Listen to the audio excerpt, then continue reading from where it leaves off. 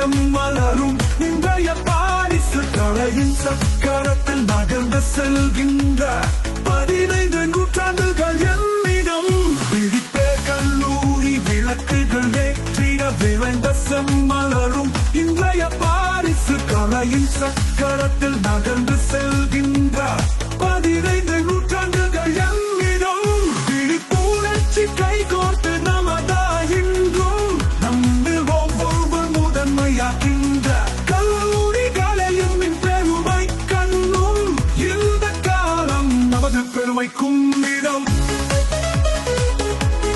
வெற்றியின் அம்பர்கள் ஏறுது இந்நிடம் முன்னெடுக்க புதிய சாதனைகள் இன்றும் இவர்களின் பாடல்கள் என்றென்றும் கேட்கும் நாம் எழுப்பும் காரியங்கள் யாரும் வாழ்த்தும்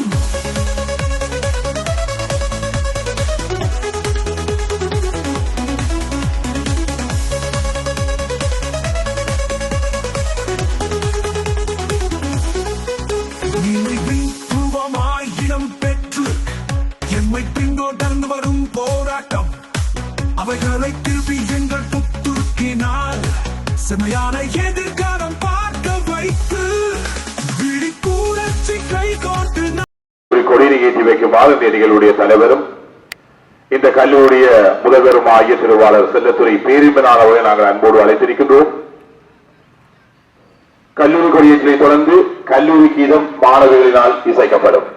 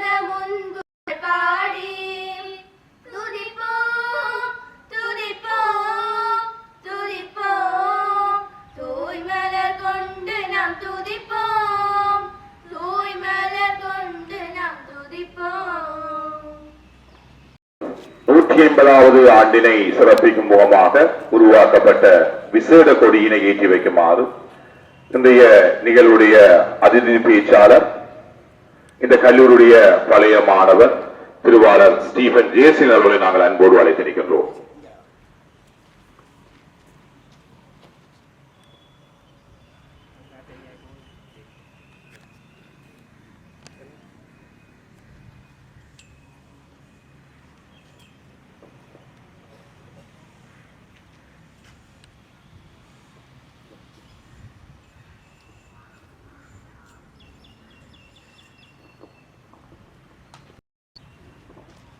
கொடியேற்ற நிகழ்வை தொடர்ந்து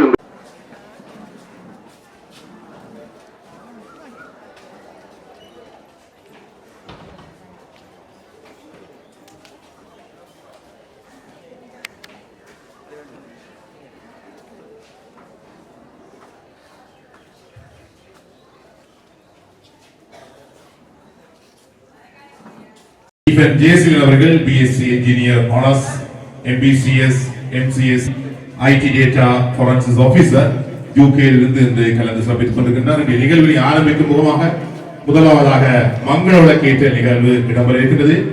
மங்கள விளக்கை ஏற்றி வைக்குமாறு இந்த நிகழ்வுடைய அதிதி இந்த கல்வியுடைய பழைய மாணவர்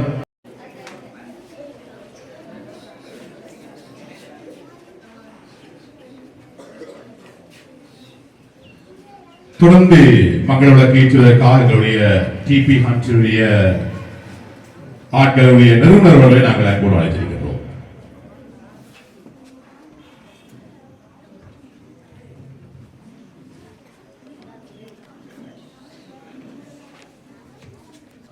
அதனைத் தொடர்ந்து மங்கள விளக்கு ஏற்றி வைப்பதற்காக எங்களுடைய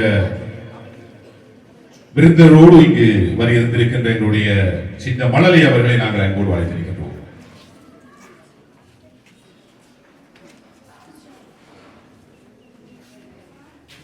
தொடர்ந்து கல்லூரிய முதல்வர் அவர்களை மங்கள விளக்கு ஏற்றி வைக்குமாறு அன்போடு அழைத்திருக்கிறோம்.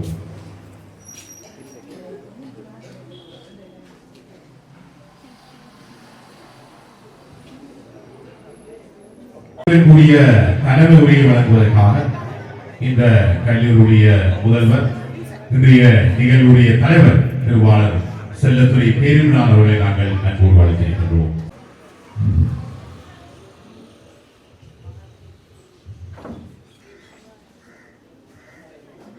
யாழ் ரிவர் கல்லூரியினுடைய 180வது ஆண்டு விழாவினுடைய ஒரு அங்கமாகிய அனுபவ பகிர்வு 13ற்கு இன்று வருகின்ற எங்களுடைய அன்புக்கும் மதிப்புக்குரிய இக்கல்லூரியினுடைய பழைய மாணவரும் ஊக்கி அமைப்பினுடைய தலைவருமாகிய திருவாளர் ஜேசிலன் அவர்களே, எங்கள் கல்லூரியினுடைய நெருங்கிய உறவை கொண்டு இன்றும் எங்களோடு பயணித்துக் கொண்டிருக்கின்ற கண் குடும்பத்தினுடைய உறுப்பினர் திருமதி யோகமணி அவர்களே, இன்று நமது கல்லூரிக்கு வருகின்ற இக்கல்லூரியினுடைய பழைய முன்னாள் ஆசிரியர் திருமதி கமலா டீச்சர் அவர்களே, அவரது புதல்வர் திரு கயேந்திரன் அவர்களே, இன்று புலம்பெயர் தேசத்தில் இருந்து எங்களுடைய நாட்டிற்கு வருகை தந்து எங்கள் கல்லூரியினுடைய செயற்பாடுகளை பார்வையிடுவதற்காக வருகை தந்திருக்கின்ற எங்கள் மணலை செல்வி மதுசாரர்களே, எங்கள் கல்லூரியினுடைய பிரதி அதிபர்களே, அன்பாக ஆசிரியர்களே, மாணவ செல்வங்களே, உங்கள் அனைவருக்கும் எனது காலை வணக்கம். எங்களுடைய இந்த 180வது ஆண்டு நிறைவிலே நாங்கள் இன்று 12 பழைய மாணவர்களுடைய அனுபவ பகிர்வை கண்டுகளித்து கேட்டு மகிழ்ந்திருக்கின்றோம். அந்த வகையில் இன்று 13வது அனுபவ பகிர்வினை வழங்குவதற்காக லண்டன் மாநகரிலே இருந்து எங்கள் கல்லூரிக்காக இன்று வருகை தந்திருக்கின்ற திரு ஜேசிலன் அவர்கள் இந்த கல்லூரியினுடைய ஒரு பழைய மாணவன், ஒரு பொருளியலாளராக, ஒரு ஆசிரியராக, கலனி வடிவமைப்பாளராக இவ்வாறு பல்வேறு வகையிலே தன்னை அலங்கரித்துக் கொண்டிருந்து இந்த கல்லூரியினுடைய அன்னையினுடைய அனைத்து செயற்பாடுகளிலும் முன்னின்று உழைத்து வருகின்ற திரு ஜேசிலன் அவர்கள் உண்மையில் நாங்கள் பாராட்டப்பட வேண்டும். உண்மையில் அவர் கல்லூரியில் வைத்திருக்கின்ற பற்று அளப்பெரியது. உண்மையில் ஒரு பழைய மாணவருக்கு ஒரு எடுத்துக்காட்டாக பழைய மாணவர் தங்களுடைய பாடசாலையில் எவ்வாறு செயல்பட வேண்டும், எவ்வாறு இருக்க வேண்டும் என்பதற்கு ஒரு எடுத்துக்காட்டாக ஜேசிலன் அவர்களை நாங்கள் பார்க்கிறோம். அந்த வகையில் உண்மையில் இன்றைய எங்களுடைய மாணவர்களுக்கு இது பரிசு. ஆகவே நான் நீண்ட நேரத்தை எடுக்காது திரு ஜேசிலன் அவர்களை உங்கள் அனைவர் சார்பாகவும் வருகை வரவேற்று அவருடைய கருத்துக்கு வழி சமைத்து எனது தலைமை உரையினை நிறைவு செய்து கொள்கின்றேன். நன்றி, வணக்கம். செல்லுகின்ற எல்லாம் வல்ல அந்த ஆண்டவருடைய பாதார விந்தங்களை தலை சூடி வணங்கிக் கொண்டு போற்றுதலுக்கும் வணக்கத்திற்கும் இங்கு வருகை தந்திருக்கின்ற கல்வியின் அதிபர் 150வது ஆண்டு நிறைவு ஆண்டு விழாவின் முதல்வரும் ஆகிய என்னுடன் சகோதர பாசத்துடன் பழகும் திரு பேரின்பநாதன் அவர்களுக்கும் அவர் தம் சேவையை செவ்வனே நிறைவேற்ற பணிபுரித்துக் கொண்டிருக்கின்ற உப அதிபர்கள், ஆசிரியர்கள், உதவி ஆசிரியர்கள், பயிற்சி ஆசிரியர்கள் மற்றும் இங்கு வருகை தந்திருக்கின்ற சிறப்பு விருந்தினராக மிஸ்ஸஸ் அழகரட்னம், எல்லாருக்கும் தெரிந்த மேடம் மிஸ் ஆர்ட் கேலரி நிர்வாக அதிதி மற்றும் என்னை படிப்பித்த எனக்கு கணிதம் சொல்லி தந்த ஆசிரியை திரு கமலா டீச்சர் அவர்களுக்கும், அவர் மகன் என்னுடன் எனது நண்பன் என்னுடன் பக்கத்தில் இருந்து படித்த திரு கஜேந்திரன் அவர்களுக்கும், லண்டனில் வந்திருக்கின்ற எனது பிராமகள் மகிஷா அவர்களுக்கும், நடக்கின்ற அனைத்து நிகழ்வையும் ஒளி முதலாக எல்லாவற்றையும் தானே முன்வந்து ஒரு வித எதிர்பார்ப்பும் இல்லாமல் நமக்கு இந்த கல்லூரிக்காக அயராது பாடுபட்டு கொண்டிருக்கின்ற பழைய மாணவன் எனது அருமை சகோதரர் விஜயண்ணா அவர்களுக்கும் மற்றும் எனது பிள்ளைகள் போல மதிக்கப்படுகின்ற அனைத்து மாணவ செல்வங்களுக்கும் இனிய காலை வணக்கம். நான் இன்றைக்கு நான் நல்லவன் என்ற ரிசால்ஸ் இது கெட்டிக்காரன் அங்க போனான் இங்க போனான் என்று சொல்லவே வேற இல்லை. எனது அனுபவ பகிர்வு வந்து கொஞ்சம் வித்தியாசம். என்ன வித்தியாசம் என்றா, நான் எங்க பிளவிட்ட நானோ எதற்காக ட்ரிபர் காலேஜில் அடி வாங்கினோ அதை சொல்லி போட்டு போறேன். அதுதான் எனது அனுபவ பகிர்வு. நான் ஓட்ட பந்தயத்தில் முதலாமா வந்தேன், அது தேவையில்லை உங்களுக்கு. வெற்றி பெற்ற சாதனைகளை சொல்லி தளம்பும் மேடை இது இல்லை. நான் எங்க எல்லாம் தவற விட்டுட்டேன்.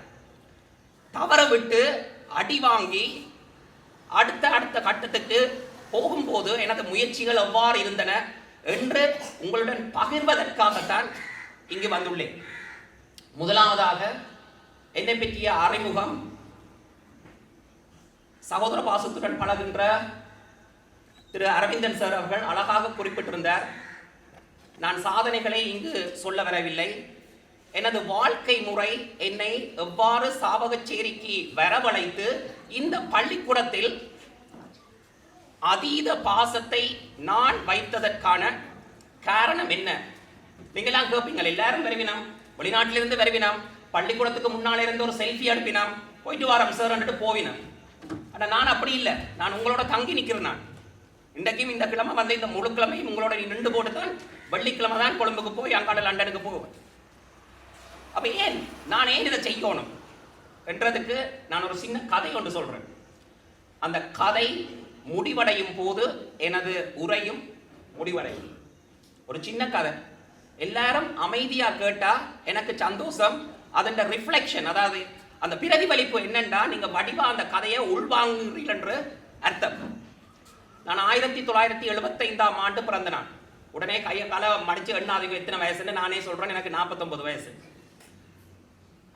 பிறந்த ஆண்டே எனது தந்தைக்கு ஆஃபர் லெட்டர் என்று சொல்லுவார்கள், ஜாப் ஆஃபர் லெட்டர். உங்களுக்கு வேலைக்கு வர வேண்டிய ஒரு தகவல் ஆஃபர் லெட்டர் கிடைக்கின்றது எனது தந்தைக்கு. அப்பதான் பிறந்த நான், அன்றைக்கு தான் பிறந்த நான். அன்று பின்னேறமே அவர் வந்து 2-3 நாட்களிலே வெளிநாட்டுக்கு செல்ல வேண்டும் வேலைக்காக. இந்த மேடையிலே ஒரு என்ஜினியர் என்ற பிள்ளை என்ஜினியரா வாரதும், டாக்டர் என்ற பிள்ளை டாக்டரா வாரதும், ஒரு அக்கௌண்டன்ட் பிள்ளை வந்து அக்கௌண்டனா வாரதும் வந்து ஒரு இயல்பு. அவர்களது குடும்ப சுமூகம். ஒரு டாக்டர் அப்பா அம்மா டாக்டர் என்றா பிள்ளைய ஒரு மாதிரி படிப்பிச்சு டாக்டர் ரீதியில வேலை செய்தினோம். ஆனால் நான் உங்களுக்கு ஒரு எடுத்துக்காட்டு, ஒரு சமையல்காரன் பிள்ளை, என்னண்டு சமையல்காரன் பிள்ளை என்னென்ற ஒரு இன்ஜினியரா வந்தது, அது சொல்லணும் இல்லை. முதலாவதாக அந்த ஆஃபர் லெட்டர் வந்தது வந்து ஒரு இங்கிலீஷ்ல ஒரு டைட்டில் எல்லாம் போட்டு second in charge chief restaurant வந்தது. அப்பா ஜெர்மனிக்கு போக வேண்டிய நிர்பந்தம். எங்களை விட்டு கொழும்பிலே பிறந்த நான் எங்களை விட்டு ஜெர்மனிக்கு போகின்றார். 1975ஆம் ஆண்டு ஒரு 2-3 நான் பிறந்த நாளிலே என்னை விட்டு போ. அப்பாண்ட முகமே எனக்கு தெரியாது. அதன் பின்னே எனது ஆரம்ப படிப்பை கொழும்பில் இருக்கின்ற கொட்டாஞ்சேனை சென்ட் பெனடிக்ஸ் கல்லூரியிலே 3வது ஆண்டு வரை படித்தேன். சிங்கள மீடியம் இல்லை, சிங்களத்தை ஒரு பாடமாக கற்றேன். மற்றபடி எல்லா பாடமும் தமிழ் மொழியிலே கற்றேன். அந்த 3 வருஷம் படித்த சிங்களம் இன்று வரை எனக்கு எழுத, வாசிக்க, உரையாற்ற சிங்கள மொழியிலே சரளமாக பேசுவதற்கான அடிப்படை அந்த கல்வி திட்டத்திலிருந்து வந்தது. அதன் பின்னே 3ஆம் வகுப்பு 1983 எனது கதையிலே சில இடங்களை சுருக்குவேன், சில இடங்களை பிரித்து சொல்லுவேன். ஏனென்றால் தேவையில்லாத பாகங்களை சுருக்கி விடுவேன். 83ஆம் ஆண்டு மட்டும் வந்தது. இந்த வரலாற்றிலே இடம்பெற்ற ஒரு கருப்பு ஜூலை என்ற ஒரு அன்னீசியான ஒரு இவெண்ட் நடந்தது, எல்லாருக்கும் தெரியும். அந்த நேரத்திலே எனக்கு தந்தையார் வெளிநாட்டிலிருந்து திரும்பி இலங்கைக்கு வருகின்றார். அப்பொழுது எனக்கு வயது 8 தொடக்கம் 9 அதுக்கிடையில நடந்து கொண்டிருக்கிறது. தன் முன்னே தமிழ் மக்கள் கொல்லப்படுவதை காண்கின்றார். அதன் பின்னே அவரே ஒரு 2-3 காலத்துக்கு பிறகு இன்னொரு துன்பியல் சம்பவத்தை நேரில் காணுகின்றார். உடனே அவரே தீர்மானிக்கின்றார், இது எமது இருப்பிடம் அல்ல, நாங்கள் வடக்கு நோக்கி செல்வோம் என்று சொல்லி ஒரு 2-3 நாட்களிலே பெரிய ஒரு லொரியிலே என்னையும் அண்ணாவையும், என்னுடன் கூட பிறந்தது ஒரே ஒரு அண்ணா, அந்த அண்ணாவையை ஏற்றிக்கொண்டு தானும் என அம்மாவையும் 4 பேருமே வடக்கு நோக்கி வருகின்றோம். அவசரத்திலே பதட்ட நிலையிலேயே வாகனத்தில் ஏறி குந்தி விட்டோம். எங்கு போகுதுன்னு எனக்கும் தெரியாது, அண்ணாவுக்கும் தெரியாது, அம்மாவுக்கும் தெரியாது. லொரி என்றால் அதுல இருப்பிட வசதி இருக்காது. டிரைவருக்கு பக்கத்துல இருக்கிற 2 சீட்டுல அந்த லேபர்ஸ் மேல இருந்துட்டுனா பின்னுக்கு வந்து இப்படியான பிளாஸ்டிக் கதிரையில பின்னுக்கு இருந்தாங்க. அப்பொழுது அம்மா கேட்கிறார், என்னப்பா எங்க போறோம், எங்க எனக்கு இடம்பெல்லாம் தெரியாது, எங்க போறோம் என்று. நான் கதை சொல்லும் போது சில கருத்துக்களை சொல்லுவேன், பாயிண்ட் 1 பாயிண்ட் 2 என்று. அது ஒரு மாணவனாக பிள்ளையாக இருக்கின்ற எனக்கு மட்டும் பொருத்தம் இல்லை, இங்குள்ள அனைத்து ஜீவன்களுக்கும் பொருந்தும். அப்பொழுது எனது தந்தை அம்மாவுக்கு கூறிய பதில், நான் 8 வருடம் ஜெர்மனியில் இருக்கும் போது சின்னமா காசு சேர்த்து சாவகச்சேரியிலே ஒரு காணி வாங்கி கிணறு தோண்டி வீடு கட்டி 7 அறைகளுடன் ஒரு வீடை கட்டி வைத்திருக்கின்றேன். இதுவரை காலமும் உங்களுக்கு சொல்லவில்லை. அந்த லொரியில் இருக்கும் போதுதான் எங்களுக்கு சொல்லப்படுது. அப்பொழுதே சாவகச்சேரி நோக்கி நாங்கள் பயணித்துக் கொண்டிருக்கின்றோம். அம்மா சில்லாலை, அப்பா பழை, 2க்கு நடுவில் இருக்கிற சாவச்சேரியில லொரி வந்து நிக்குது. அதுல இருந்து எங்களது வீட்டு ரூல்ஸ் என்னன்னா, வீட்டுக்கு வெளியால இருக்கிற அனைத்து வேலைகளையும் அப்பா கவனிப்பார், வீட்டுக்கு உள்ள இருக்கிற எல்லா வேலையும் அம்மா கவனிப்பார். ஒவ்வொரு வீட்டுல ஒவ்வொரு மாதிரி, எங்கட வீட்டுல இதுதான் ரூல்ஸ். அப்பொழுது அப்பாவுடன் நான் வந்த பிரதான கேட், அதுல நீங்க பாப்பீங்க, அந்த மெயின் கேட் இருக்கிற இடத்திலேயே அதே இடத்துல இருந்தது. அதே இடத்துல அதே இரும்பு கதவு, அதையால தான் வந்து சேர்ந்தேன். அப்போ பிரைமரி ஸ்கூல் வந்து சந்திச்ச முதலாவது டீச்சர் மகள்மணி டீச்சர், வள்ளிநாயகி டீச்சர். செகண்டரியில வந்த மகள்மணி டீச்சர். அப்போது இந்த பிரின்சிபல் வந்து பொன்னையா மாஸ்டர். எனக்கு உடனே ஞாபகம் இருக்கிறது இந்த டீச்சர்ஸ் 2 பேரையும் தான். பள்ளிக்கூடத்துக்கு வந்து சேருகின்றேன் 3ஆம் வகுப்பிலே. அப்பொழுது உங்களுக்கு தெரியுமோ தெரியாது, 2 நேர பாடசாலை. காலையில் வந்தால் 12:30 மட்டும் பள்ளிக்கூடம் நடக்கும், 12:30 1:30 மட்டும். 1:30க்கு நாங்கள் 1 மணித்தியாலத்துக்கு நீங்க வீட்டை போய் சாப்பிட்டுட்டு வரலாம். அப்படி அந்த 1 மணித்தியால கேப். அதுக்கு பிறகு 2ஆம் கட்ட பள்ளிக்கூடம் நடக்கும். அதுக்கு ஈவினிங் ஸ்கூல் 3:30-4 மணிக்கு தான் முடியும். கிட்டத்தட்ட முழு நேரமும் பாடசாலையிலே இருக்கிற மாதிரி ஒரு ஃபீலிங். அப்பா வந்து ஒரு மோட்டார் சைக்கிள் வச்சிருந்தவர். அந்த மோட்டார் சைக்கிள்ல வந்து டிராப் பண்ணுவார். சரியாக சொல்லுகின்றேன், வடிவாக அவதானியுங்கள். அந்த பிரதான கேட்டிலிருந்து மோட்டார் சைக்கிளை உள்ளே வந்து இப்பொழுது இருக்கின்ற நூலகம், அதிபரால் அதிபர் ஆபீஸாக பாவிக்கப்படுகின்ற அந்த ஆபீஸ் முடிகிற அந்த இடத்திலிருந்து சைக்கிள் இருக்கிற ஷெட்டுக்கு இடையில சின்ன ஒரு கேப் ஒன்று இருக்கு. அந்த இடத்துல அப்பா வந்து மோட்டார் சைக்கிளை திருப்பி கொண்டு விட்டு என்னையும் அண்ணாவையும் விட்டுட்டு அப்படியே அதே நுழைவாயல் போவார். லஞ்ச் பிரேக்குக்கும் வந்து ஏற்றி இறக்குவார். வீட்டை போய் சாப்பிட்டுட்டு வருவோம். 3 கிழமை நடந்தது. 3வது கிழமை அவர் வந்து எங்களை விட்டு போட்டு 4:30க்கு வாரண்ட் ஏற்றுறதுக்கு கொண்டு போயிட்டார். அப்பொழுது நாங்கள் சகமாக பள்ளிக்கூடத்தில் இருக்கின்றோம். அப்பா வந்து 4 மணிக்கு ஏற்ற வர இல்லை, ஒருத்தருமே ஏற்ற வர இல்லை. அம்மா வழிவேலை செய்கிற இல்லை. அம்மா டவுனுக்கு வாரவ, ஆனா ரிவர் காலேஜ் எங்க இருக்குன்றே மனசுக்கு தெரியாது. யாரோ போய் சொல்லி போட்டினா அப்பா போய் பிக்கப் பண்ண இல்லை. ஜெயசீலனம் தேவசீலனம் வெளியால காத்து கொண்டிருக்கிறான், போய் கூப்பிடுங்க உண்டு. கால் கடுக்க ஓடி வந்தவர். அதில் ஒன்று வந்து நான் வந்து இங்க இந்த பேச்சுக்கு வர முதல் வந்து இங்கு பகிர்ந்த 12 அனுபவ பகிர்வு ஆட்களிடம் பேசின அவ்வளவு விடயத்தையும் நான் கருத்தில் கொண்டேன். அந்த கொடி வந்து பச்சை சிவப்பாக இருப்பதன் காரணம் ரிவர் காலேஜில் இருக்கிற 4 அந்த 5 இல்லங்கள் எல்லாத்துக்குமான விளக்கங்கள் நாகேந்திரராஜா சார், அதோட அருந்தவாரன் சார், மற்றபடி பாஸ்கரன் சார் எல்லாரும் சொன்னதையும் பார்த்தேன். நான் அந்த சொன்னதையே திருப்பி சொல்லாம உங்களுக்கு எல்லாருக்கும் விளக்கம் தெரியும். அந்த பச்சை சிவப்பண்டா என்ன மீனிங் எல்லாருக்கும் தெரியும். அதான் ரிப்பீட் பண்ணாம நான் கொஞ்சம் வித்தியாசமா பாஸ்கரன் சார் சொல்லியிருந்தார், தாங்கள் எல்லாம் கற்குழி கல்வியில் இருந்து வருங்காலோட அங்கிருந்து நடந்து வாருது. அப்பதான் முதல் முறையாக எங்களது அம்மா நடந்து வந்து எங்களை கூப்பிட வந்து 2 கையையும் பிடிச்சு கொண்டு கூட்டிக் கொண்டு போறோம். அப்ப நாங்கள் கேட்கிறோம் அப்பா அங்கேன்றோன்னா அம்மாவுக்கும் தெரியும் அப்பா அங்கேண்டு.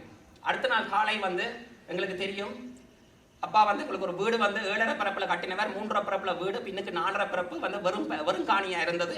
அதுல யாரோ சொல்லி போட்டு நம்ம வந்து வாழைக்குட்டி வைக்கலாமான்னு வாழைக்குட்டி வாங்குறதுக்கு புத்தூருக்கு போனவர் வண்ணாத்தி பாலத்துல அடிபட்டு செத்துட்டார். இறப்புன்றது அந்த நேரத்துல வந்து ஒரு சாதாரணமா இறந்த வீட்டிலேயே நானும் கஜேந்திரன் அவருடன் வந்த என்னோட ஃப்ரெண்ட்ஸ் எல்லாம் மாவில் அடிச்சு விளையாடினாங்க. எனக்கு தெரியல என்ன நடந்தது. அப்பாவின் பிரேதம் வீட்டுக்குள் வைத்திருக்கின்றது. இங்க லிகோரியர் சர்ச்சில் தான் இப்பயும் அப்பாண்ட சமாதி இருக்கு. அந்த ஒரு கணப்பொழுதிலே எல்லாமே முடிந்து விட்டது. அம்மாவிடம் போய் கேட்கிறேன் என்ன நடந்தது அப்பா கண்டா. அப்பா படுத்திருக்கிறார், எழும்புவார், இப்ப நான் அப்பா வெளிநாட்டுக்கு போறேன், பிறகு வருவார் என்று சொல்லி அந்த நேரத்தில் நானும் நம்பிட்டேன். அடுத்தடுத்த வருடங்களில் தான் விளங்குது அப்பா இனி வரவே மாட்டார். அந்த பாயிண்ட் என்னண்டா, முதலாவது பாயிண்ட் அந்த லொரியில வச்சு அம்மா கேட்டவ எங்க போறோம்ண்டு. அப்பா சொன்ன பதில் வந்து நாங்கள் சாவச்சேரிக்கு போறோம், உங்களுக்கு தெரியாம 8 வருஷம் உழைச்ச காசுல நான் காணி வாங்கியிருக்கிறேன், வீடு வாங்கியிருக்கிறேன். வடிவாக கருத்தில் கொள்ளுங்க. பாயிண்ட் நம்பர் 1, எனது அப்பா எனது அம்மா மாதிரி. உங்கள் அப்பா அம்மா ஒவ்வொருவரும் உங்களுக்கு தெரியாமல் அந்த ஒரே ஷர்ட்டை போட்டுக்கொண்டு உங்களுக்கு புது வருஷத்துக்கு புது ஆடை வாங்கி தருவார்கள். அம்மாட்ட போய் பசி என்று கேட்டா தன்னட்ட வச்சிருந்த சாப்பாட்டை தான் சாப்பிடாம உங்களுக்கு தருவா. எனது ஸ்பீச்சின் சாராம்சம் வந்து மாதா பிதா குரு தெய்வம் என்று முடிப்பேன். மாதாவையும் பிதாவையும் பற்றி சொல்லிக் கொண்டிருக்கின்றேன். இந்த அப்பாவும் அம்மாவும் உங்கள் வாழ்க்கையிலே போதிக்கக்கூடியவர்கள். நீங்கள் அவர்களுக்கு ரெஸ்பெக்டாக கடமைப்பட வேண்டும். என்ன செய்தாலும் உங்களது நன்மைக்காக வேண்டித்தான் செய்வார்கள். Point number 1. பாயிண்ட் நம்பர் 2, அடுத்த நாள் காலை மோட்டார் சைக்கிள் இல்லை, அப்பா செத்துட்டார். ஒரு கிழமைக்கு ஃபியூனரல் நடந்தது, ஒரு கிழமைக்கு பிறகு பள்ளிக்கூடம் பெறுகின்றேன். அப்பொழுது அம்மா தான் வருங்காலோட ரிவர் காலேஜ் வாசல் மட்டும் கொண்டு விட்டுட்டு போறா. அப்ப அண்ணா கேட்கிறார், அம்மா நாங்க திருப்பி கொழும்புக்கு போவோமோண்டு. அம்மா சொன்ன பதில், அப்பா எங்களுக்கு கட்டி தந்த வீடு இருக்கு, நல்ல ஒரு பள்ளிக்கூடம், இதை விட்டுட்டு நாங்கள் கொழும்புக்கு போனா இருக்கிறதுக்கு இடம் இல்லை. என்ற சொந்தக்காரன் முழுக்க சிரிப்பினம் பாருங்க, இங்க இருக்கிறான்ட்டு அங்க போச்சுனா அங்க எல்லாரும் எரிச்சு போட்டாங்க, செத்து போனாரு. சமுதாயம் அப்படி வாழ்ந்த சமுதாயம் அப்படி. அம்மா எடுத்த முடிவு, அந்த 2 பிள்ளைகளையும் அவ அடுத்த நாள் என்ன செய்து எங்களுக்கு சாப்பாடோ உழைப்போ என்ன செய்ய போறான்னு தெரியாம, அம்மா வந்து 8ஆம் வகுப்பு மட்டும்தான் படிச்சவர். என்னண்டு எங்கண்ட அம்மா வந்து 8ஆம் வகுப்பு மட்டும்தான் படிச்சவர். அப்பா சேர்த்து வச்ச மிச்ச காசை அம்மாட்ட பேர்ல மாற்ற முடியாம போயிட்டது. 2வது ஜாயிண்ட் அக்கவுண்ட் இல்ல, பர்சனல் அக்கவுண்ட். அவ்வளவு காசும் அரசாங்கத்தால் அப்படியே வங்கியால் எடுக்கப்பட்டது, அம்மாவின் கணக்குக்கு மாற்றப்படவில்லை. நான் கதைக்கிற கதை வந்து ஒரு 35-40 வருஷத்துக்கு முதல். அம்மா வந்து நம்பி இருந்தது தான் கற்ற கேக் அடிக்கிற ஒரு கலை. முற்றத்தில் நின்ற 3 முருங்கை மரம், வளவள நின்ற 9 தென்னம்பிள்ளை. இந்த தென்னம்பிள்ளையில இருக்கிற தேங்காயும் முருக்க மரம் எப்ப காய்க்குமோ அந்த முருங்கைக்காயை கொடுத்து சந்தையில கொடுத்து வந்த காசும், தேங்காய் பொறுக்கேக்க அதுல இருந்து வந்த சின்ன சின்ன உழைப்பையும் கொண்டு கேக் அடிக்கிற ராணியக்காண்டா கிட்டத்தட்ட எல்லாருக்கும் தெரியும் இங்க கல்வையில். அவட மகன் தான் நான்.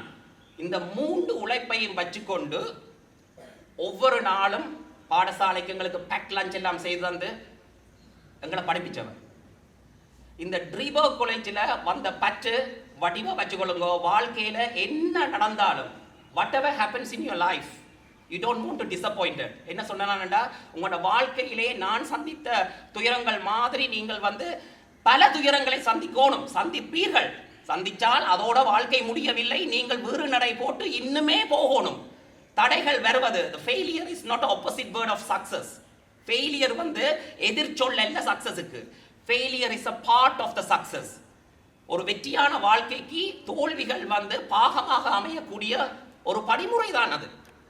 அன்று அம்மா நினைத்திருந்தால், கொழும்புக்கு சென்று மீண்டும் சென்ட் பெனடிக்ஸிலே நான் கல்வியை தொடர்ந்திருந்தால் ரிவர் காலேஜே எனக்கு தெரிய வந்திருக்காது.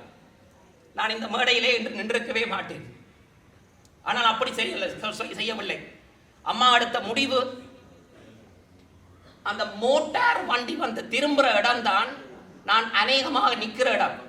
போனவரிடம் வந்து நீங்கள் என்னை பார்த்திருப்பீர்கள், ஒரு கதரை போட்டு அந்த சைக்கிள் செட்டுக்கு பக்கத்தில் இருந்து நீங்கள் பார்த்திருப்பீங்க. அந்த இடத்துல தான் அப்பா வந்து மோட்டார் சைக்கிளை திருப்பி போட்டு போவேன். கடைசியா கண்ட இடம் இது. வந்து உங்களுக்கு ஒரு படிப்பா இருக்கணும் வாழ்க்கையில.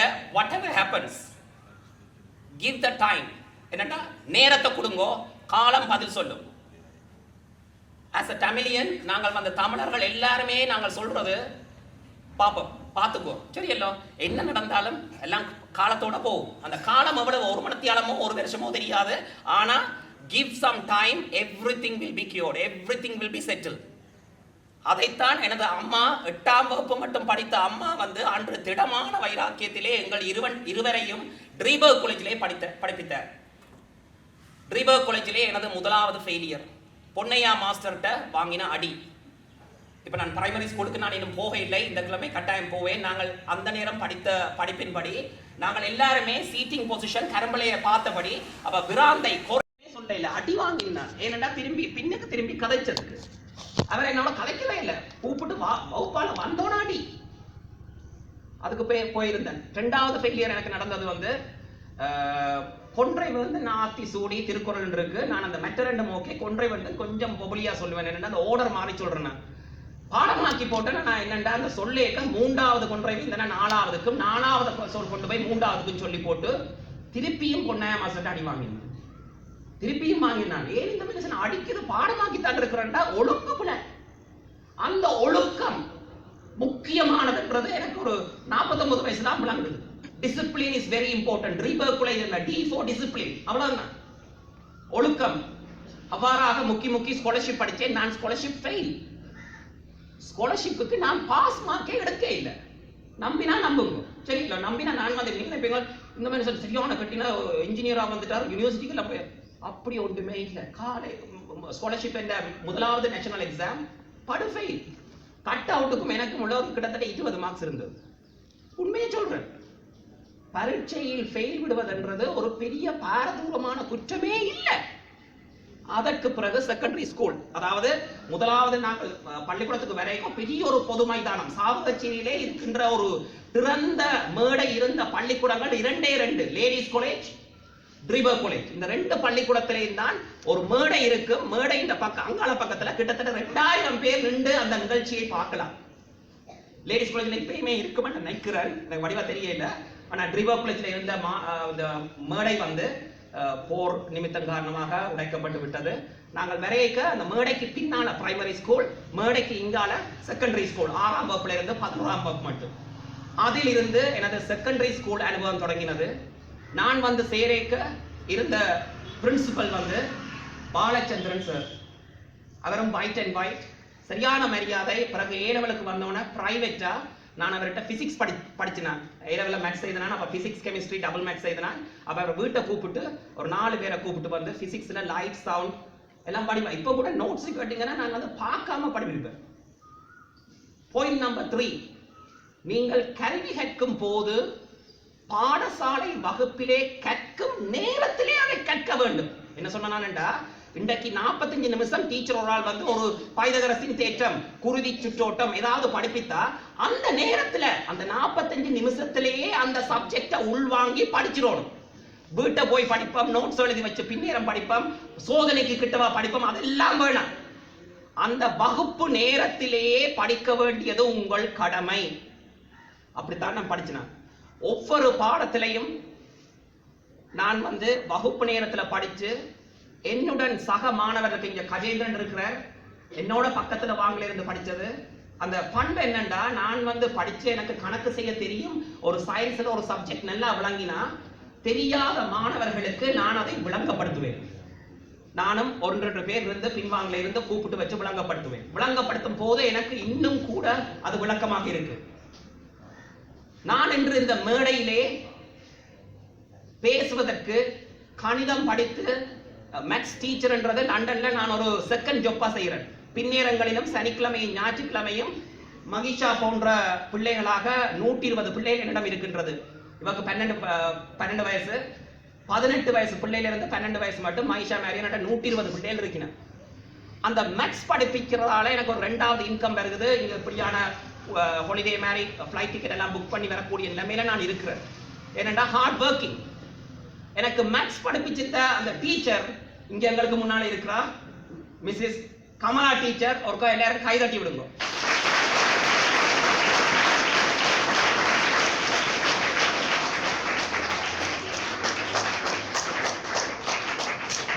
உடல்நிலை காரணமாக மேடைக்கு வரவில்லை. டீச்சர் படிப்பிச்ச அந்த தியரங்கள், தேற்றங்கள், சமன்பாடு தீர்த்தல் எல்லாமே இப்ப நம்ம மண்டையில இருக்கு. நீங்க கேட்டீங்கன்னா நீங்க புத்தகத்தை பார்க்காம நான் எத்தனையா பக்கத்துல இருக்குன்னு சொல்லுவேன். என்னடாப்பா 45 வருஷம் அந்த புத்தகத்தை தெரியுமா உங்களுக்கு? தெரியும். அப்படித்தான் படிச்சேன். அதுக்கு பிறகு எனக்கு படிப்பிச்ச ஜமால்தீன் மாஸ்டர், அவரும் white in white science teacher. Science லேப்ல வச்சு சயின்ஸ் படிப்பிப்பார். அதுக்கு பிறகு எங்களுக்கு வகுப்பு மாறும்போது மிஸ்ஸஸ் ராதா டீச்சர், தெரிந்தவர்களுக்கு தெரிந்திருக்கும் ராதா டீச்சர் சயின்ஸ் படிப்பிச்சவர். Muthulingam sir art, Muthulingam sir என்ற மகள் பவா டீச்சர். அதுக்கு பிறகு எங்களுக்கு தொடர்ச்சியாக படிப்பிச்சவர். இப்படியே சொல்லிக்கொண்டு போகலாம். சிவஞானன் டீச்சர், அப்படியே கன டீச்சர்ஸ் மேல எங்களுக்கு படிப்பிச்சது. அந்த மாதா பிதா என்ற 1-2 பாயிண்ட விட்டுட்டு குருவுக்கு வாரன். நான் இந்த பள்ளிக்கூடத்துக்கு காலடி எடுத்து வைத்து விடிய வரையக்க எந்த வீட்டுக்கு வாரன் தான் நான் பாருங்க. எல்லா பிள்ளைகளும் இதை மனதில் வச்சுக்கொள்ளுங்க. உங்களோட வீட்டுல வந்து நீங்கள் வந்து குழப்படி செய்ய மாட்டீங்க. உங்களோட வீட்டுல வந்து மேசையில பேர் எழுத மாட்டீங்க. உங்களோட வீட்டுல வந்து சுவர்ல கிறுக்க மாட்டீங்க. ஏதாவது குப்பை இருந்தா எடுத்து குப்பையை வீட்டுல போடுற மாதிரி இங்க நீங்கள் போடணும். அந்த ஒரு மனப்பான்மை எனக்கு அந்த 13 வயசுலயே இருந்தது. இந்த பாடசாலையை நான் கோயில் மாதிரி என்ன வீடு நான் நினைச்சு பாடசாலை விட்டாலும் வீட்டு போக விருப்பம் இல்லை. நின்று அங்கெல்லாம் செய்து எல்லாரும் போனோன்னு அந்த கதவு பூட்டைக்கெல்லாம் நாங்கள் போறோம். பாடசாலையை மதிச்சனா. படிப்பித்த ஆசிரியர்கள் எல்லாமே எனக்கு தெய்வமாக தெரிந்தார்கள். ஏனென்றால் இந்த வீட்டுல இந்த பாதையில தான் ஓடணும், இந்த பாதையில போனா என்ஜினியரா வரலாம், இந்த பாதையில போனா டாக்டரா வரலாம் என்று ஒருத்தருமே சொல்ல தர இல்லை. என்ற ஆசிரியர்கள் தான் எனக்கு வழி நடத்தி சென்றார்கள். ஒவ்வொரு டீச்சர்ஸ் மேற்கும் எனக்கு தெரியும். வள்ளிநாய டீச்சர் வந்து எனக்கு இங்கிலீஷ் படிப்பிச்சவர். டீச்சர் இப்ப உயிரோட இருந்திருந்தா சந்தோஷப்பட்டிருப்பா. நான் இப்படி வந்து ஸ்பீச் பண்ணிக்காகவே கூட்டிக் கொண்டு வந்திருப்பேன். சவச்சியில் இருந்த பையா கமலா டீச்சர் எனக்கு முன்னால இருந்து நான் கதைக்கிறதே பெரிய ஒரு பாக்கியமாக எடுத்துக்கொள்கிறேன். நமக்கு முன்னால கதைக்கிறது ஒரு டீச்சரை வச்சு போட்டு இப்படி நான் உங்களை பற்றி கதைச்சிடான்னு போய் சொல்றதுக்கும் உங்களை வச்சு கதைக்கிறதுக்கும் வித்தியாசம் இருக்கு. எல்லாரையும் கூட்டிக்கொண்டு ஆரியதவா டீச்சர் எனக்கு மேத்ஸ் படிப்பிச்சவா ஆண்டு 11. அவ இப்ப கொழும்புல இருக்கிறா. போய் கேட்ட நான் சுவையினம் காரணமாக பயணம் செய்ய முடியல ஜெயசீலன் வந்து கேட்டு தோட்டுக்கே அந்த ஒரு நல்ல உள்ளத்துக்கே நன்றி சொன்னவன். இப்படியான எல்லா ஆசிரியர்களிடமிருந்து கல்வி பயின்று இடையில நான் செய்த குழப்படி உண்டு. வாகை மரம் ஒன்று இருந்தது. உங்களுக்கு எல்லாருக்கும் அந்த அனுபவப்பரில் சொல்லியிருக்கிறேன். வாகை மரம் சாவகச்சேரியில் இருந்த ஒரே ஒரு வாகை மரம், சரிந்த வாகை மரம். அந்த சரிந்த வாகை மரம் வந்து மைதானத்தில் நடுவில் இருந்தது. நடுவில் ஒரு சைடா இருந்தது. நடராசா அண்ணன் கேண்டீனுக்கு முன்னால் இருந்தது. அந்த சரிவால எங்க மாணவர்களாகிய நாங்கள் என்ன செய்யறாங்களா, கொஞ்சம் தூரத்தில் 100 மீட்டர்ல இருந்து ஓடி போனா அந்த சரிவில் ஏறிடுவோம். சரிவில் ஏறி அந்த தூங்கல நின்று போட்டு விரைக வாரது. அதுதான் எங்கிட்ட விளையாட்டு. நம்பினா நம்புங்க. அந்த வாகை மரத்துக்கு பக்கத்துல ஒரு நாவல் மரம் இருந்தது. நாவல் மரத்துல ஒரு சங்கிலி கட்டப்பட்டு ஒரு வளையம் ஒன்று போட்டு இருந்தது. அப்ப என்ன பண்ணா அந்த வளையத்துல பிடிச்சு கொண்டு அப்படியே சுத்தி கொண்டு வாரது. இப்பதான் நான் சொன்ன செய்த குழப்படியை சொல்ல போறேன். அந்த வளையத்துல தொங்குறதுக்கு போட்டி. என்னடா இன்டர்வல் வந்து 15 நிமிஷம் பிரேக், 1 மணித்தியால பிரேக் வந்து லஞ்ச் பிரேக், எல்லாரும் வீட்டை போகணும். அந்த 15 நிமிஷத்துல யார் நாவல் மரத்துக்கு கிட்ட வந்து டக்குன்னு வளையத்தை பிடிக்கிறேன்னு போட்டி. அப்ப பிடிச்சு போடுவாங்க, மெட்டாக்கள் பிடிச்சு போடுவாங்க. எனக்கு சந்தர்ப்பம் கிடைக்காது. எனக்கு சந்தர்ப்பம் கிடைக்காட்டி நான் என்ன செய்யறது, பார்த்து கொண்டிருக்கிறது. யார் விடுறாங்களோ ஏறுறதுக்கு ஏற முடியவில்லை. அப்ப என்ன செய்தேன்டா அதுக்கு பக்கத்திலேயே அப்ப இங்க இருக்கிற மாதிரி இப்ப மாடர்ன் வசதி எல்லாம் மைக் எல்லாம் இருக்கு.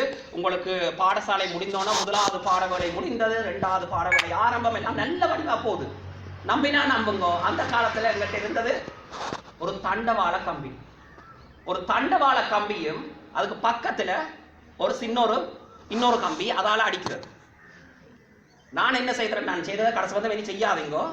நான் அந்த எந்த தோல்விகளை சொல்லணும்ன்றதுக்காண்டி சொல்றேன். 2 கல் எடுத்து அந்த தண்டவாள கம்பியில 2 இறுக்கி எறிஞ்சு விட்டேன். நான் சத்தம் பெருசா கேட்டது. அப்ப கம்பியில தொங்கிக் கொண்டிருந்தவர் டக்குன்னு இறங்கி வகுப்பறையில போயிட்டார். இன்டர்வல் முடிஞ்சது. என்ன செய்தனா, நான் இன்டர்வலை டக்குன்னு குறைக்கிறதுக்காக வேண்டி அந்த கல்லை எறிஞ்சு விட்டோன்னா சத்தம் வந்தோன்னா அவர் போயிட்டார். நான் கம்பியில தொங்கினேன். அதன் பிரதிபலிப்பு என்னண்டா, ஸ்டாஃப் ரூம் இருந்தது. அந்த தண்டவாளம் தொங்குறதுல இருந்து முழுக்க ஏஎல் வகுப்பு முடிந்தவுடன் ஸ்டாஃப் ரூம். அந்த கொரிடோர்லயே ஸ்டாஃப் ரூமுக்கு பக்கத்துல இருந்தது வைஸ் பிரின்சிபல் பாலரட்னம் சார். அவருக்கு தெரியும் எந்த ஒலி கல்லறிஞ்ச ஒலி, எந்த ஒலி உண்மையான ஒலி என்று அவருக்கு தெரியும். உடனே மனுஷன் வந்தது, என்னோட கதைக்கவே இல்லை. அடியண்டா நான் இனியப்பட்டு அப்படி ஒரு பிள்ளைய வாழ்க்கையில் இப்ப கூட செய்ய மாட்டேன். கடைசி வந்து கதை தொடவே மாட்டேன். 3வது அடி. அந்த அடியோட எனது ஆண்டு 11 அனுபவம் முடிந்தது. ரிவர் காலேஜிலேயே OL 91 எடுத்த எங்களோட பேட்சில் எடுத்த அதீத சித்தி. நான் சித்தி எல்லாம் சொல்லி பெருமைப்பட தேவையில்லை, நீங்க போய் ரெக்கார்ட்ஸை பார்க்கலாம். அதில் நானும் ஒருவன். எல்லாரையும் விட்டுட்டு போறோன்ற பெரிய ஒரு கவலை. என்னண்டா அந்த நேரத்திலேயே மேக்ஸ் டிபார்ட்மெண்ட் இங்க இருக்க இல்லை. சிவவாங்க சுந்தர சார் இருந்தவர். அப்ப அவர்கிட்ட அப்ளை பண்ணினாங்க, மேக்ஸ் டீச்சரை போடுங்க, இங்க இருந்து மேக்ஸுக்கு நல்ல ஒரு ரிசல்ட்ஸ் எடுக்கும். 3 மாசம் இருந்து பார்த்தோம், சரி வர இல்லை. யோகானந்தா சார் பிசிக்ஸ் படிப்பிச்சவர், அதுல இருந்து படிச்சுக்கொண்டிருந்தாங்க. அதுக்குள்ள எங்களுக்கு அப்ளை பண்ணினா எங்களுக்கு கிடைச்சிட்டது. ஆனா இங்க வந்து மேக்ஸுக்கு ஆசிரியர் இல்லாத காரணத்தினால் நான் யாழிந்து கல்லூரிக்கு சென்றேன். யாழிந்து கல்லூரியிலே கணிதம் கற்றேன். அதுலேயும் நல்ல ரிசல்ட்ஸ். மொரட்டோ யூனிவர்சிட்டி உங்களுக்கு தெரிஞ்சிருக்கும், கொழும்புல இருக்கிற மொரட்டோ யூனிவர்சிட்டியில் இன்ஜினியரிங் படிக்க போனேன்.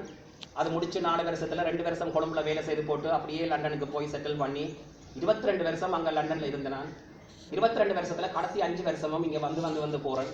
பல உதவிகளை செய்திருக்கிறேன். இதுதான் இந்த வரலாற்றின் ஒரு குறுங்கதை. நீங்கள் என்ன செய்யணும்னா, மாதா பிதா குருவை பற்றி சொல்லியிருக்கிறேன். தெய்வம் எல்லாரும் வந்து ஒரு மதம்.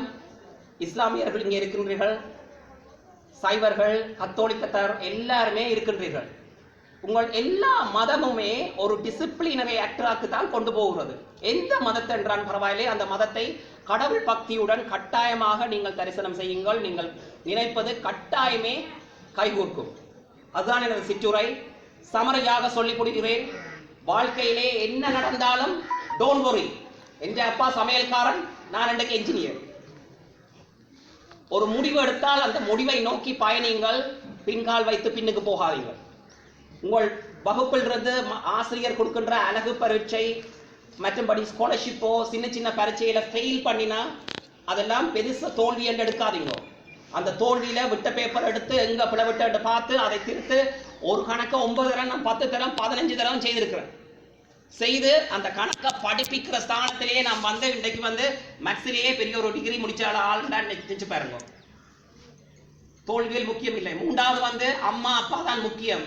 அவர்களுக்கு மறைத்து அவர்களது சம்மதம் இல்லாமல் எதுவித காரியத்திலும் ஈடுபட வேண்டாம். எத்தனை வயது சென்றாலும், எனக்கு 50 வயசு, இப்பயும் அம்மாவை நான் டீச்சர் எப்படி மதிக்கிறனோ அதே மாதிரி தான் மதிக்கிறேன். அம்மா அப்பாவை மதியுங்கோ. மற்றபடி உங்கள் வாழ்க்கையிலே கல்வி எல்லாமே நடக்கும். உங்களுக்கு தேவையான அனைத்தும் கிடைக்கும். குருக்கள் பிரின்சிபல் முதல் தொட்டு டீச்சர் வரை உங்களுக்கு கல்வி கற்கின்ற அனைத்து ஆசிரியர்களையும் தெய்வமாக பாருங்கள். நீங்கள் அவர்களுடன் செலவிடும் நேரம் வந்து வீட்டிலே செலவிடும் நேரங்களை விட மிகத்தானது. தயவு செய்து டீச்சர்ஸ் இல்லாத நேரத்தில் கதைக்கிறது. ஒரு வகுப்பறையில டீச்சர் வராட்டி நீங்க சைலண்டா நீங்க ஒரு பாஸ் பேப்பரை செய்து பார்க்கலாம். எல்லாம் உங்களால் தங்கி இருக்கு. பாடசாலைக்கு வாரது ஒரு பிளாட்ஃபார்ம். இது ஒரு பிளாட்ஃபார்ம், ஒரு டிசிப்ளினரி ஒரு பிளாட்ஃபார்ம். இங்க வந்து நீங்கள் வந்து ஆசிரியர் வராட்டியும் ஆசிரியர் வந்த மாதிரி நீங்களா படிக்கணுங்கோ, சுயமாக படியுங்கோ. நீங்க படிச்சா தான் நாளைக்கு ரிவர் காலேஜில் ஒரு நல்ல ரிசல்ட்ஸ் வரும். அடுத்ததாக கடவுள் பக்தி. நிச்சயமாக ஒரு கடவுள் பக்தியோட ஒரு டிசிப்ளினோட நீங்கள் நடந்து வரும்போது நீங்கள் ஷர்ட் உங்களுக்கு இருக்கா, எப்படி ஆடை அணிகிறீர்கள், நீங்கள் எவ்வாறு நிற்கிறீர்கள், அது எல்லாமே உங்களோட இன்டர்வியூ எல்லாத்துலேயும் தங்கி இருக்கும். அந்த டிசிப்ளினரிய இந்த 17 வருஷத்திலையும் நீங்க எடுக்க வேண்டியது உங்கள் கடமை. இந்த 17 வருஷத்திலையும் யாராவது வந்து கம்ப்யூட்டர் படிச்சு நான் அது படிக்க போறேன், ஆப்ஸ் படிக்க போறேன், கிரியேட் அதெல்லாம் பிறகு படிக்கலாம். இந்த 17 வயசுலையும் 17 வருஷம் மட்டும் நீங்க படிக்க வேண்டியது டிசிப்ளின், அதோடு கூடிய பாடங்கள். திருக்குறள் ஏன் படிப்பிக்கணும்னு என்னட்ட கேட்க வேணாம், அது படிச்சு போட்டு வெளியில வாங்கோ. அது ஏன் படிச்சு நீங்கள் பாடமாக்கினு பிறகுதான் விளங்கும். நன்றி. இத்துடன் முடித்துக் கொள்கிறேன். அமைதியாக எனது உரையை கேட்டதற்கு மிக்க நன்றி.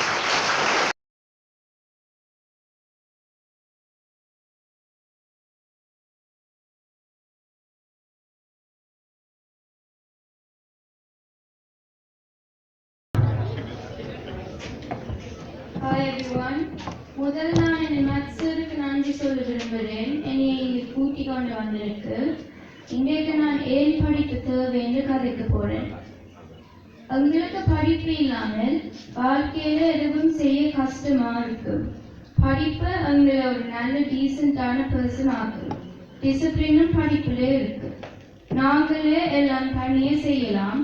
அதாவது we are independent. It also helps us communicate better in life. 4 வயசுல இருந்து 18 வயசு வரை மட்டும் ஸ்கூல் உங்களுக்கு வாழ்க்கையில எல்லாம் சொல்லித்தரும். நாங்கள் வளர்ந்தோனே நல்லா வருவோம். We will have a good future. Thank you for listening. நன்றி, வணக்கம். நன்றி மாரிகா.